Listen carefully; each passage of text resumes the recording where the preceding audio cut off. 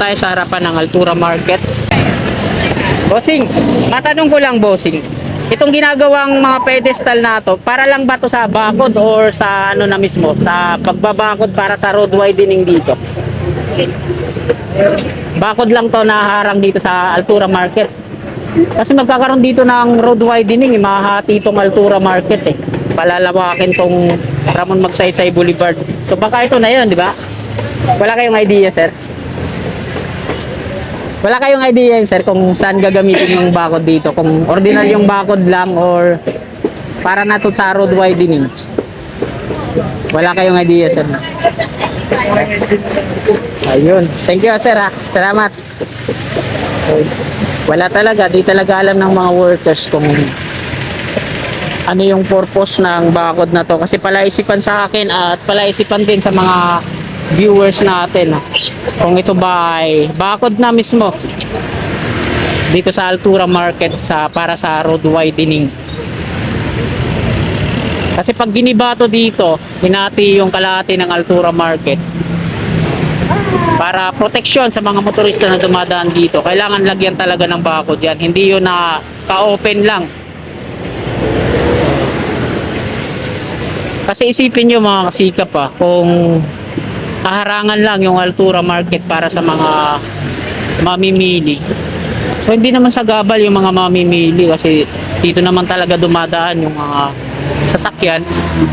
Ginagawa pa ng parkingan dito sa part na to, no? Tapos yung sakop ng mga mamimili hanggang dito lang sa may bicycle lane. So bakit nila babakuran ng sagad hanggang dun sa may gutter? Kung sa mamimili lang yung problema. So isa talaga yung pinaka purpose talaga ng bakod na to, yung ginagawa nila. Ayan, may mga pedestal na mula dun sa may kanto hanggang dun yun sa dulo. It's para sa road widening to. Ayun ang akala ko. Sinimulan ko to, walang naniniwala sa paligid ko. Ano? Magandang umaga Luzon, Visayas at Mindanao at maging sa mga kababayan natin dyan sa abroad, mga OFW. Magandang umaga po sa inyong lahat. Ngayon po ay araw ng Huwebes, ikapito na po ng Marso, taong 2024 at ikapito at kalahati na po ng umaga. Nandito po tayo sa kahabaan ng Road 10 Street at patungo tayo dyan sa NLEX Connector, Santa Mesa, Manila upang magbigay po sa inyo ng panibagong update ngayong umagang ito. So wag na po natin patagalin to mga kasikap. Tara, let's go! Sa harapan natin, ito po yung viaduct ng NLEX Connector dito sa gilid ng Buenos Aires Street. Ito yung ginamitan nila na reinforced concrete slab. Ito naman yung yung widening, so meron ng mga markings yung bahay na yan. Ayan, yung mga kulay pula na mga sulat na yan. Ayan yung markings na demolition, matatapyas, no?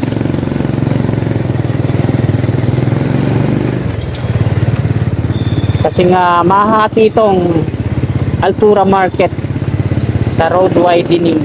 At pala isipan din sa akin mga kasikap yung pagbabakod nila dito, no? Pagbubutas nila ng mga pagtitirikan ng pedestal para sa bakod. Kung ito ba ay ordinaryong bakod lang harang dyan sa Altura Market para hindi na labas-pasok yung mga tao sa highway, or ito na yung bakod mismo, no? Para sa road widening. Kasi para safety naman yung mga motorista sa haba ng Ramon Magsaysay Boulevard, no? Pag hinarangan, tsaka pag may mga construction, nilalagyan talaga ng bakod yun para di rin makita, no? Kagaya sa ibang mga sa subway, di ba, lalagyan nila ng matataas na bakod para di makita yung construction sa loob. At nandito na tayo sa may footbridge. Tawiran po ito patungo dun sa kabila. Una nating pukunan yung ginagawa nila pagtatayo ng mga pedestal dito sa part na to. So dito sa bungad, ayan, meron ng tatlo dito sa kanto. Pedestal para sa bakod. Harapan ng floor trading wala kasi wala silang dadaanan dito. Ayan, dami na sunod-sunod. Nakatakip pa na, tinakpan ng semento. Dami yan, hilera doon. Tapos nandito na sila sa may mga plastic barrier na to. So halos matapos na nila to, no? Paglalagay ng mga pedestal.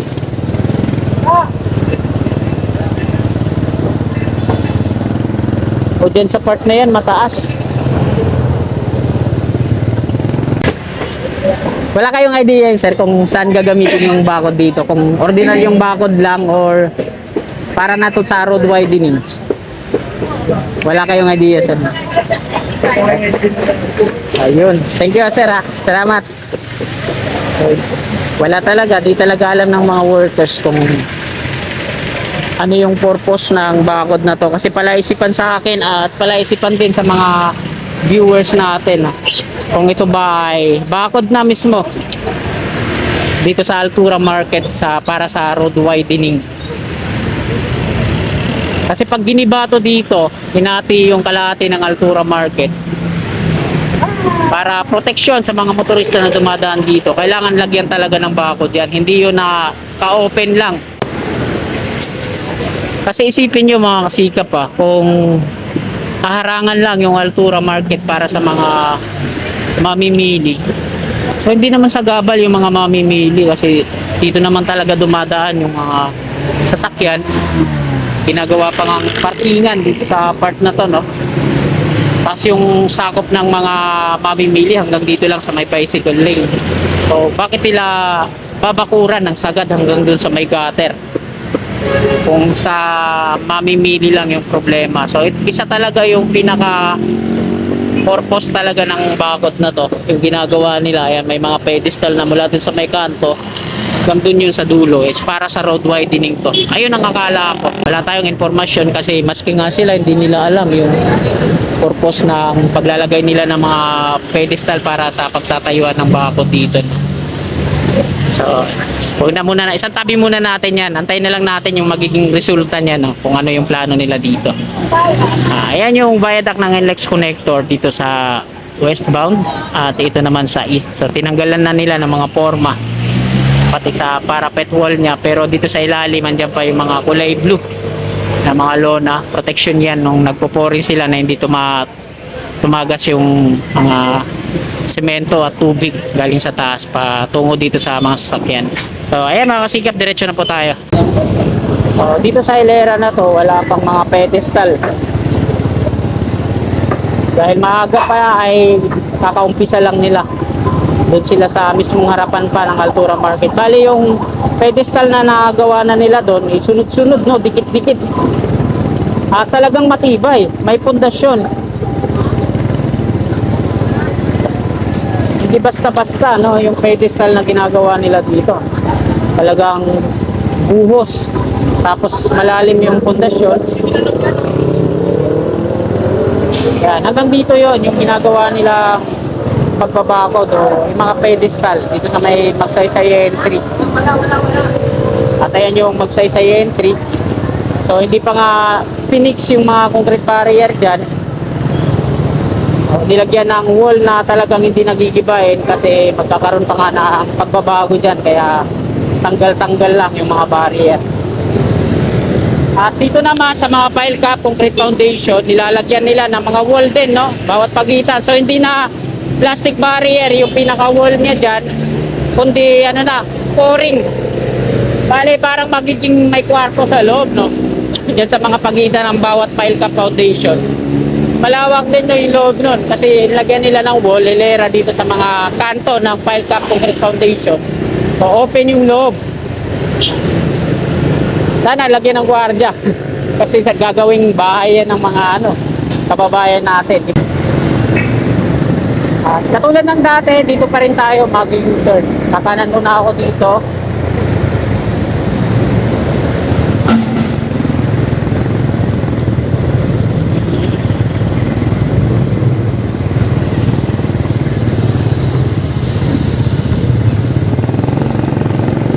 Yun, sakto.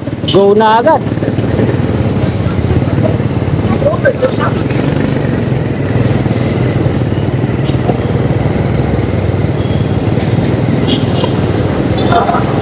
At dito na po tayo sa eastbound ng Ramon Magsaysay Boulevard. Galing po ng LRT to Poresa Station.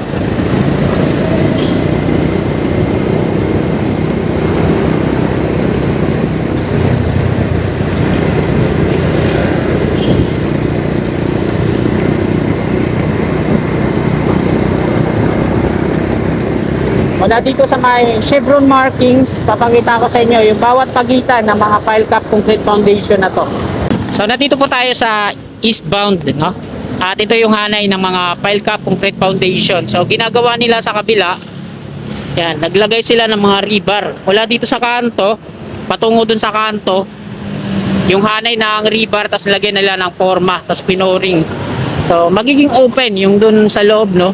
Parang magiging magandang tambayan, taguan. So sana lagyan nila ng lupa ulit yung dun sa loob, or tabayan na lang natin kung ano yung plano nila dyan. Kasi ito, pinupuring nila bawat pagitan ng mga pile cap na yun para hilera ba. So ayun yung ginagawa dun sa westbound. So diretso tayo dun. At maging dun sa pinakadulong pile cap concrete foundation ay nilalagyan nila ng wall yung harapan. Protection para pag may sumalpok o madisgrasya ay hindi tatama dun sa kanto mismo ng pile cap.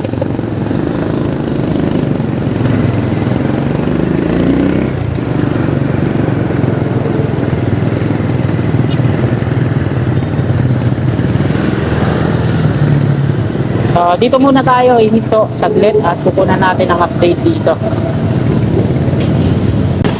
Eastbound po tayo at ito yung New Santa Mesa Interchange. Makikita natin dyan sa parapet wall niya dito sa gilid ay natanggalan na ng mga forma mula dun sa ginamitan nila ng reinforced concrete slab. Patungo yan dito sa dulo. So ayan yung dulo at piniprepared na rin yung mga coping beam dun para sa installation ng mga super diggers. Yung ibang mga workers ay nandiyan dyan sa taas ng pile cap. Nilagyan nila ng rebar yung pinakatuktok at gagawa sila ng beam. Paikot yung mga lagpas na sheet pile na yan. At kagaya din ng nandiyan dyan nilagyan nila ng rebar para sa beam. Paikot yan. Tapos pinantay na nila yung lupa doon sa pinakatuktok at ipoporing nila yan. Tapos dito naman sa dulo niya natanggalan na rin ng mga forma.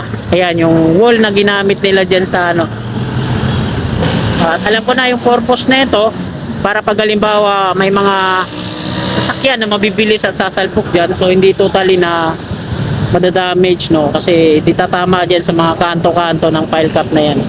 Tapos pipinturahan nila ng kulay dilaw yan tsaka black. Ito yung magiging parang impact attenuator, pero yung wall na yan yung design.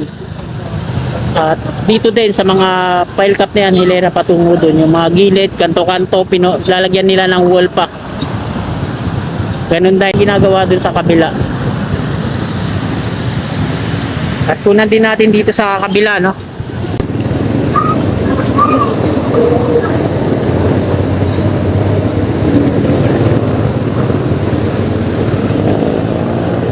Ito tayo sa may rail track ng PNR.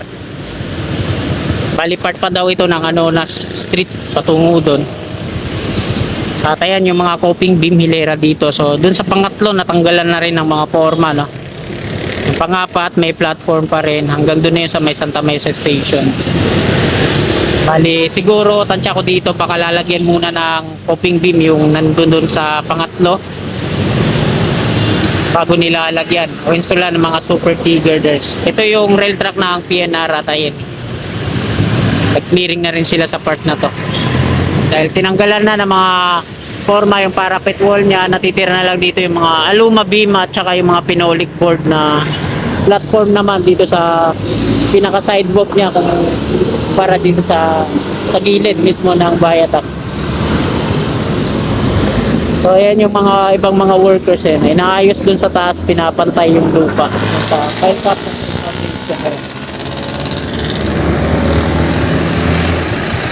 Ayan mga kasikap, dito na po nagtatapos tong video natin ngayong umaga. Update ngayong Webes, ika-7 na po ng Marso taong 2024. Maraming salamat po at bago nyo sana lisanin tong video na to, humiling po ako na sana pa-like po at sa mga kasikap natin na naabot ng video na to na hindi pa po nakakapag-subscribe. Pindutin lang po natin yung subscribe dyan sa baba yung katabi niyang bell. I-below po natin para always updated po lagi tayo sa aking mga bago pang paparating na video. Maraming salamat mga kasikap, lagi po tayong mag-iingat, magandang umaga at God bless po sa ating lahat. Oh, my angel, angel, baby, angel.